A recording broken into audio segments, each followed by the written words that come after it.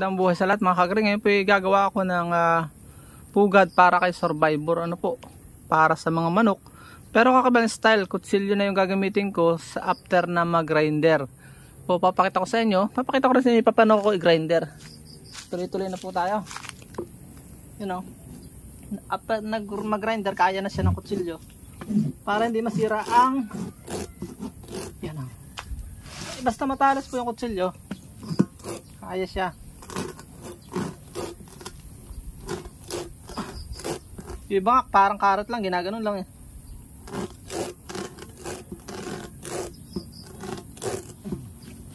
Ganyan lang po yan.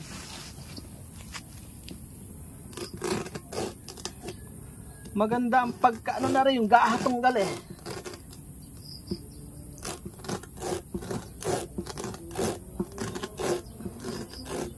Doon sa nauna, wala akong kutsilyong ginamit. Ay, kita ang kapal oh. Almost kalahati yung na ano po. Dali lang oh. Parang lalagari lang ng plywood. Mas makapal dito sa harap. Doon sa likod ay dito para wag taguan ng mga cobra. Tapos lalagyan ko lang siya ng mga lying.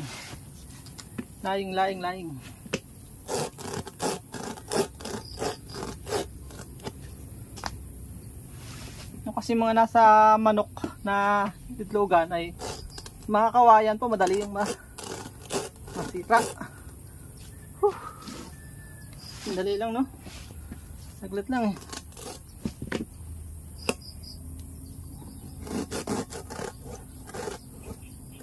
Pag maganit sa ilalim, sa ibabaw.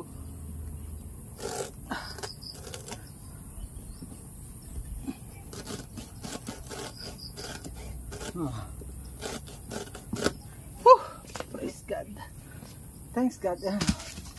Madali lang, ganyan lang po ang paggawa.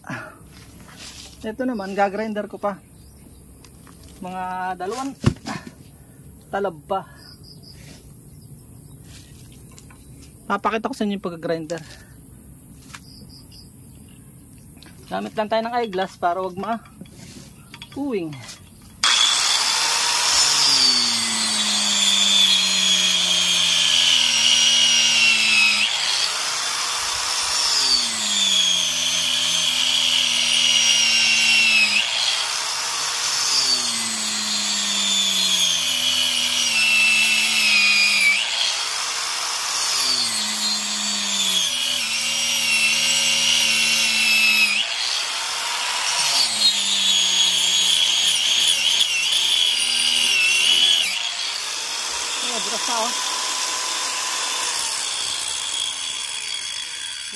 Huwag nang gagamitan ng tuloy-tuloy, masisira po ang carbon.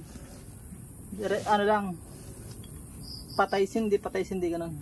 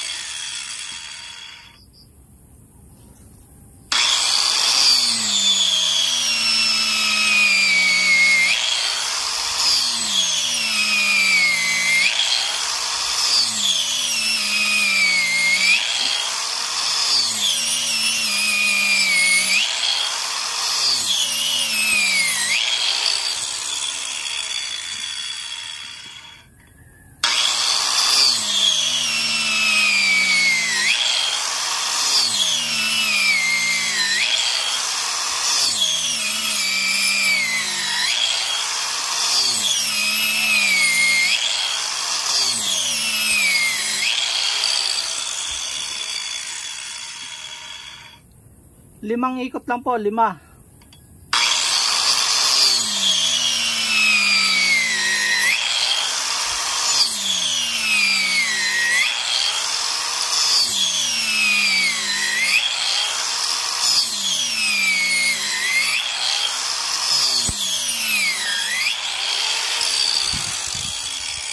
Ayos.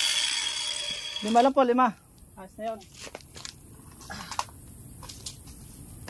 Tapos kakayanan natin ang kutsilyo.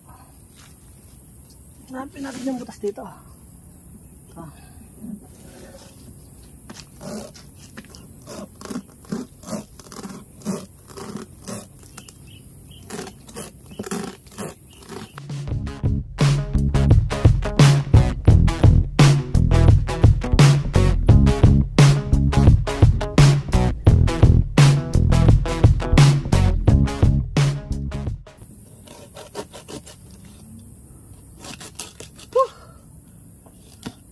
Thanks God. Yan.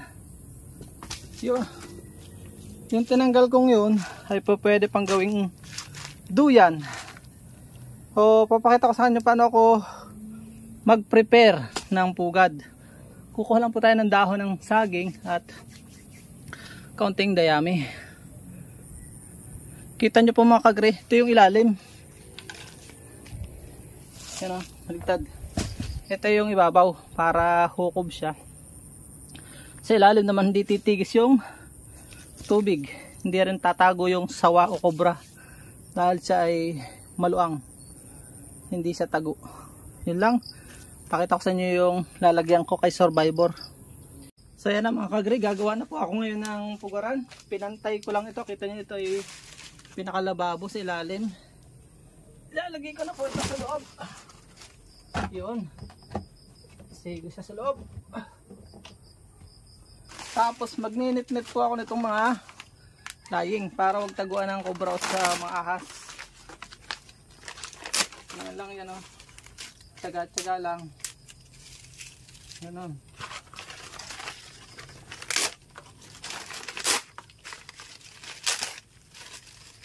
Ako sila lalagyan ng dayami. Papastrack lang po natin para hindi kayo minit.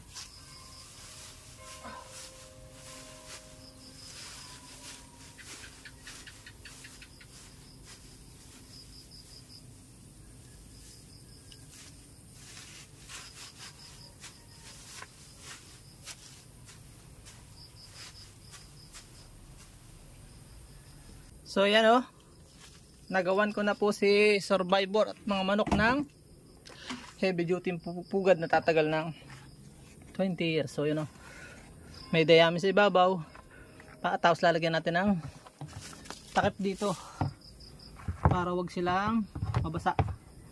Yan, ayos nito. Tatakpan na lang ng bato dito kasi na baka mampiyasan sila. Yan. Doon sila dadaan sa kabila. Tingnan natin kung sino ang unang umatlog, manok o bibi. Ilan po na may natutunan kayo sa ating munting vlog. Bye bye and God bless. Please support all Filipino vloggers. Pakita natin sa mundo, nagkakasanlahing Pilipino. By the way, pag may gustong bumili sa inyo ng ebook patungkol sa pagbablog, may binibenta po ako 40 pesos lang. Hindi masamang magdagdag ng bayad sapagkat ang unang bayar natin po dito ay bayad ng 2,019 pesos. May bumili po ng 40 pesos, may bumili din ng 500, hindi ko naman kilala. Pero supportive na mga kasama, ayan o, kaya try nyo po ito nung kayo kumita rin sa YouTube, dagdag income din po. Hello po, maraming salamat, bye bye muna po, paalam, bye bye.